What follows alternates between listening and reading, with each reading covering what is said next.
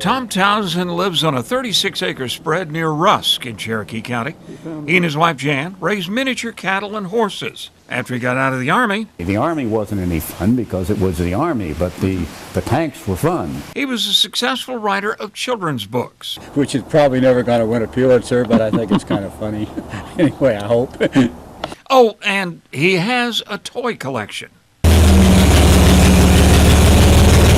Big toys. Tom is a collector and restorer of military vehicles and gear. In fact, he has the largest collection in East Texas. But that got a little boring, so he got into the movie business. Then got a chance to work on a movie called Courage Under Fire. They needed tank drivers for that movie, and that was the Meg Ryan, Denzel Washington, good cast. Yeah, it was good cast. It was, I think, a good movie. They had taken a bunch of old British Centurion tanks, which were built right at the end of World War II. So I spent 3 weeks out in El Paso, but got to drive through fire and all kinds of stuff, and just had a really good time and got paid for it. So when I got through, I figured maybe I should tailor my own collection more towards what movies would want. And when action director John Woo needed a Japanese tank for his 2002 Nicolas Cage war movie, Wind Talkers, Tom was happy to oblige. I was a consultant on Wind Talkers, and they were having a terrible time finding Japanese tanks because, as we said, there aren't any. And so my wife and I decided we can build one, no problem. And 31 days later, we had the tank there and had it running and a video of it. In 2008, Spike Lee directed a unique film about black soldiers fighting Germans in Italy called Miracle of St. Anna. And again, Tom had the trucks he needed. That same truck was used for scenes filmed at the battleship Texas for the movie Pearl Harbor. From Jeeps to big rigs to a unique British armored patrol car.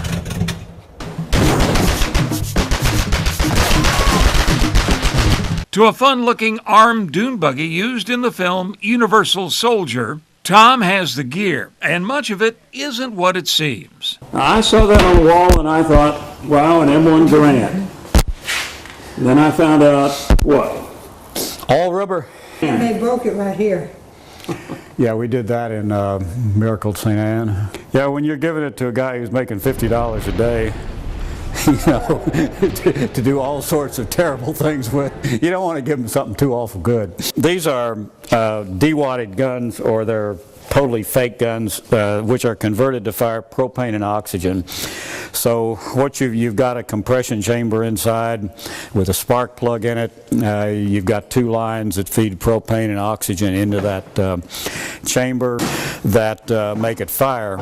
And so you can, it fires like a real machine gun, makes a noise, makes a flash, but yet it's highly affordable to use on a movie because ammunition for the real guns are so incredibly expensive. It's all aluminum, so you have to be kind of careful with it. You can overheat it to the place that you will melt it, and once you do, then it's several $1,000s down the drain. And he covers many eras and armies with equipment and props to make things authentic, right down to a World War II barracks bunk bed. Now, purchasing and running a real military Humvee can be expensive, so this one is really a disguised Chevy Suburban.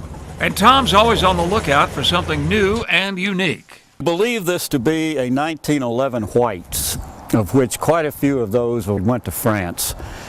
This came up from up near Gallatin. We were up there on some cattle business and saw it in the weeds and made a deal on it. I don't know what I'm going to do with it. And on the Military Network on Hulu, Tom hosts a web show about the hobby called Military Motor Pool. So whether it's events like the Wings Over Houston Air Show or big-budget Hollywood films, Tom Townsend has found his niche. And he'll get back to tuning up his 1942 Jeep right after they feed the cows. Roger Gray, KTK News.